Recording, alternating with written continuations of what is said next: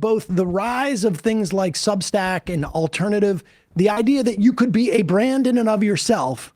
And unlike the blogosphere days, there was a new model that happens, Patreon. And, these were ideas that were floating around. I remember in the aughts, there was an essay going around saying artists now through, the internet, all you need is 1,000 fans who are willing to give you $100 a year, and then you could do your art. And it ended up being a new model for journalism that the techno bros, as we now know them, sort of like rushed in to fill. And so talk about this nexus, because this is really fascinating. This is really where we are today in many respects.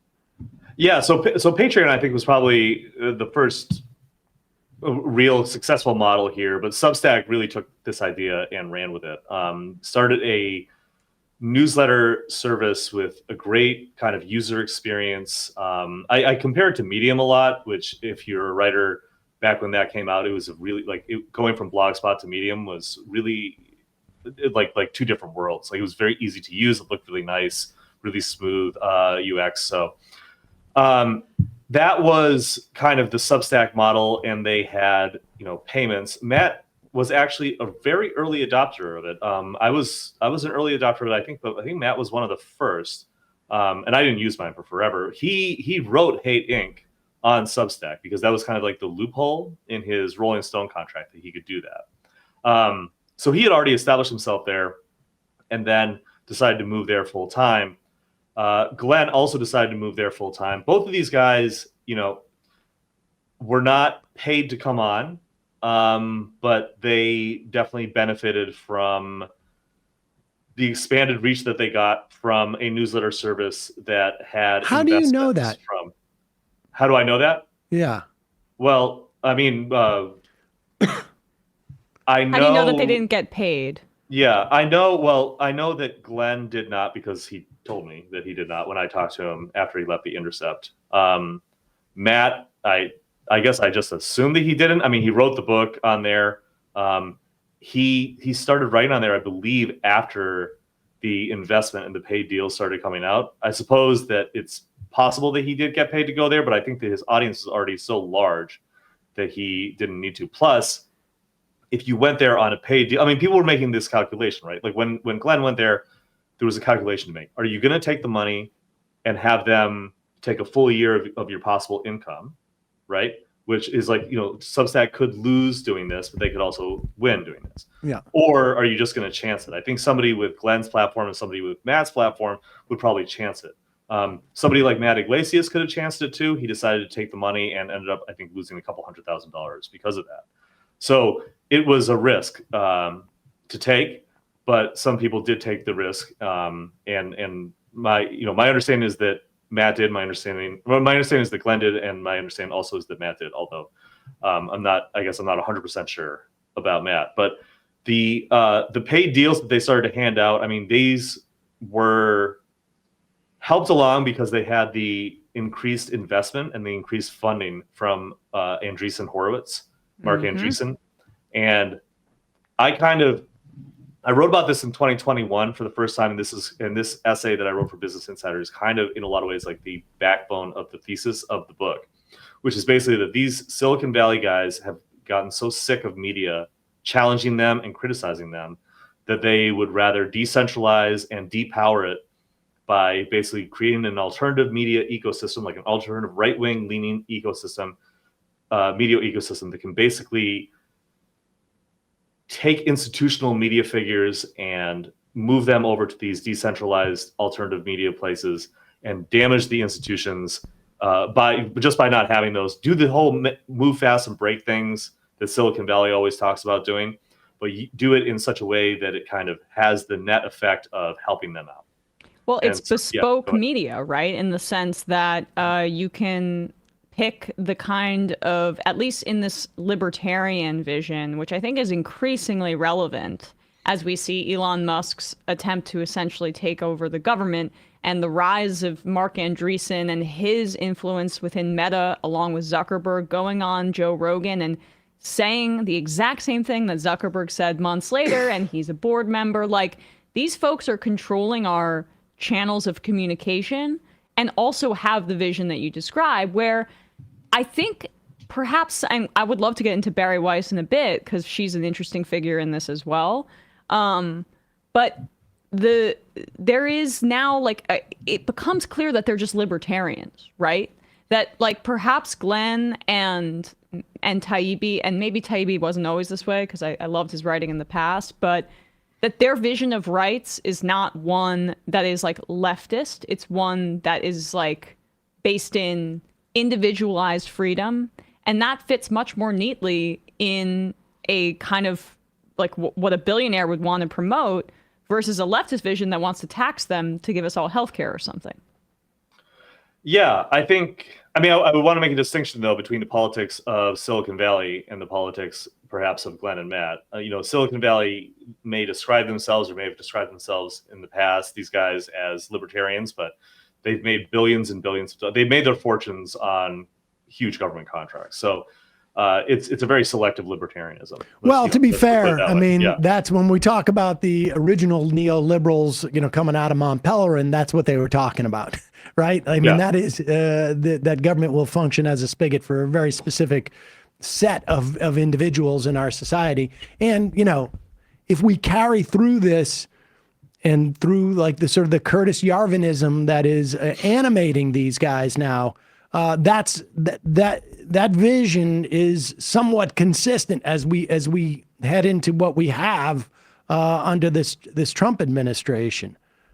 Yeah, that's exactly what Musk is doing right now. I mean, I would argue that Musk, and I'm not trying to get too far afield of your question here, Emma, but just to say that I think that what Musk is doing right now, depowering these different regulatory agencies, these different parts of the federal government, it feels to me that you can kind of trace this stuff back to this was annoying me or this was affecting my ability to make money. Yep. Like the FAA, do they have something to do with his rockets, or like, does that help like his plane get tracked? Is that what's going on here? Like, I don't like Musk is a very reactive person, so I don't know how much he's really thinking about this stuff before he's just kind of doing it to try and smash USAID, USAID. I saw this interesting thing by I can't remember who was like, but somebody wrote that because it had something to do with the end of apartheid in South Africa, perhaps that's why he was mad. But Davis wrote he also had an issue with Lever. Yeah. I think the Lever reported on something to this effect just yesterday. Yeah. So shut that down because they are trying to regulate him or bother him in some way, or he sees it that way.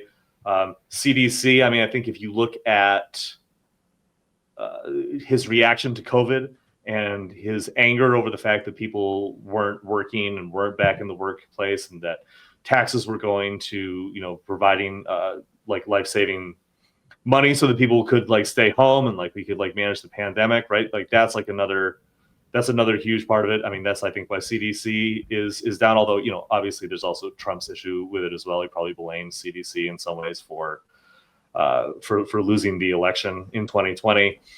But all of this stuff, like none of it really seems like it's being done with like this libertarian mindset. It's more just being done to smash my enemies, but I still want all of the money to keep coming. I mean, like, who do you think is going to be benefiting from this push to criminalize and deport and house and put into concentration camps migrants, right? Like, who's going to benefit from like that kind of surveillance architecture and to set up all of like the tech stuff? Like, that's going to be Musk and his allies. Right. Yeah, Thiel, like all like Palantir, like all of this stuff.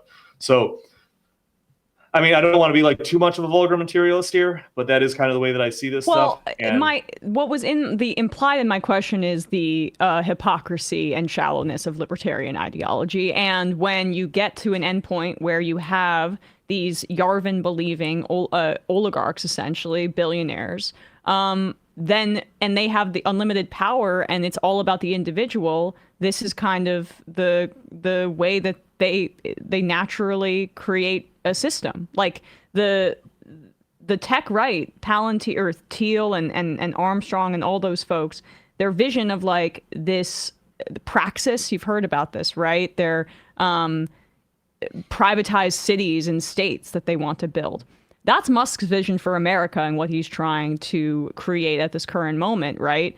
I know we're getting a bit afield of it, but before you go, the Barry Weiss part is something I'd love to ask you about, because she seems incredibly heavily subsidized, and came from the institution of the New York Times, where she tried to self-cancel basically and said that everyone at the Times was mean to her for being a conservative and begged to be fired, and then ended up resigning and using that to kind of catapult herself into that same trajectory as Taibbi and Glenn, and now she has her own university and things like that. Where does she fit in your book? Can we say university? Yeah, right. Yeah. Yeah. School. Yeah. Well, I mean, I think that I do just want to touch on one thing that you had brought up, the praxis and the kind of corporate city state that Balaji Srinivasan is a big supporter of. Yeah. And Glenn has appeared at his network state conferences and had speaking fees there. So like this whole, all of this stuff is kind of connected. Like, you know, interesting. Once you're in, right? Like you're just making money hand over fist from these guys. Barry, she is, I mean, I don't go into her in as much detail, although she's certainly a part of the book, especially around the Twitter files. She was suggested for that to Musk by Andreessen. Andreessen's been one of her benefactors for quite a while. And yeah, he led a funding round of the Free Press last March or April, I think. I'm not 100% on the month there, but that valued the Free Press at $100 million, raised them $15 million. So he has been a backer. It's rumored that Musk is a backer. I'm not sure if there's solid reporting on that, but there's certainly rumors about that. I wouldn't be surprised if Thiel has some money in there, Sachs. Like, you know, she is she is publishing a news room, kind of losing the track there. Anyway, her newsroom is aimed at flattering and supporting the point of view of these tech oligarchs. And so it is unsurprising to me that she has their support. You know, the Daniel Penny, the man who killed Jordan Neely in the subway and was found not guilty, just took a job with Andreessen Horowitz. Yep. Right? We found that out yesterday. How do we find that out? An exclusive scoop from the Free Press, right? Like how did they get that, right? Like it's like amazing journalism there. I think that's an odd place for Daniel Perry to just go randomly apply to. Yeah, almost like maybe they like reached out to him because they wanted to. They admired his previous work. Well, they definitely admired his previous work. Did they hire him as a security guard, or what is it that they? Yeah. Yeah, I don't know. I think he's driving the jitney, their little shuttle back from the parking lot. Well, let me ask you this before we go too, because I'm also sort of fascinated on the, where everybody landed, because I watched the Call-in sort of like a growth, and I don't know, is Call-in still exist? No, Call-in does not exist anymore. I think there's only one place where you can find the podcast anymore. It has been folded into Rumble's Creator Suite. Okay.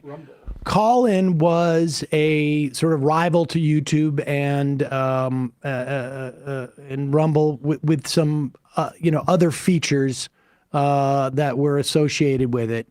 And I know that they were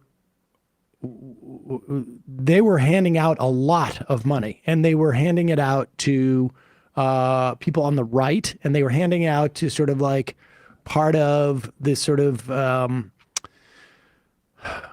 post-left in some instances. Some who are still arguably left as well that I was aware of, but like, a lot of post-left. Oh, were you one of the people that they also offered? I mean, it was interesting. They gave me money, yeah. There was interesting where all that money went to. Like they were trying to create some type of like, these are people who are silenced on the normal discourse or what. And I was just like, what's going on with this? there was a lot of money shoveled out to people. I don't know how much you got to that, but I heard some big numbers that I was like, wow, that's a lot of money for somebody to be spending. Yeah, I mean, mine's in the book. They pay me $60,000 for a year, a little over $60,000 for a year. And there were people who got, I think, significantly more than that. Oh yeah, yeah. No. Of course, yeah. I mean, they gave Glenn a contract. They gave Matt a contract. Let's see who else. Who do I know? They had deals. They had deals with Sirota. They had a deal with Sirota. They had a deal with Abby Martin. They had a deal with Brianna Joy Gray and Hugh Anthony Dorr. Door, yeah, a number of people. I think I was in the second round of creators. Q got me in, and yeah, like I just kind of I highballed them, and from where they had pitched me, and they said yes. So I didn't. At the time, I didn't really know who David Sachs was, but it was his money. Like that's okay. Whose money it was. And as I say in the book, like I'm not trying to say that like if I knew that David Sachs was behind the money and they were saying you can just have this money to just make a podcast and do whatever you want, I would have said no. I don't think I would have said no. I mean, but that's how this stuff works, right? Like, right. They offer you money and they don't want really any control, and they allow you to do whatever you want. But like, in order to continue to kind of access this money and this funding, I think there are certain implied expectations. Matt, in his book Hate Inc., and Jordan Ull brought this up on David Sirota's Lever podcast on Colin, actually, where they interviewed Matt. Matt writes in Hate Inc. that something to the effect of, Department of Defense journalists that are leaked to by places like Department of Defense are not chosen because they have like an established agreement with the Department of Defense that they're going to say like, whatever they want. They're chosen because they know that they're going to say whatever they want, right? They know that they will do this. And Jordan brought this up to Matt. Matt did not appreciate his words being read back to him, but brought this up to Matt in context of the Twitter files. But I think this goes for all this stuff. Like if you're willing to play ball, I think that there are opportunities. Like we were saying, like the Network State Conference and Glenn, right? Being able to speak there, he gets to speak there because he's part of this whole little world. And so this is kind of like this network of influence, I think that exists. It's fascinating. Now we have a guy, Gerard Depardieu, is that his name? Who? What's the name of that real guy? Edward Gregorian. You've said Gerard Depardieu so many times, I forget the real one. It's Edward Gregorian. Yes. He has been a wonderful benefactor for the show. Just a guy from Belgium who really likes wokeness. Yeah. Hey. That was a plus for us. I'll show you. He's got a CV, so it's real. Well, this is fascinating stuff, and we'll put a link to Owned, how Tech Billionaires on the right bought the loudest voices on the left, and a link to your work at IT Brew as well. Eoin Higgins, really interesting, and appreciate it. Thanks so much for having me on, guys. Appreciate it. Hey, folks, don't forget to hit the subscribe button and check out our daily show. We do it every day at 12 p.m. Eastern for about 2.5 hours. We even take phone calls. You should check that out.